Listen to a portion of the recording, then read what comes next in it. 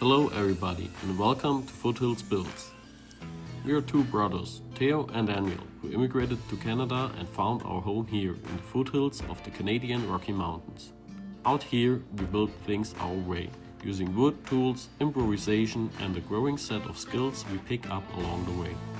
We want to share our projects with you along with a bit of daily life out here, from timber construction and DIY projects to repairs and building what we need with our own hands. Some of these projects take place on a small acreage where one of us lives with his family, along with sheep, pigs, chickens, cats, a pony and a dog. You'll also see the work and challenges that come with living and working out here. Foothills Builds is about more than just building things.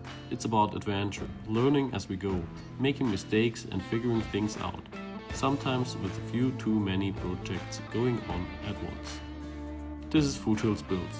Let's get to work.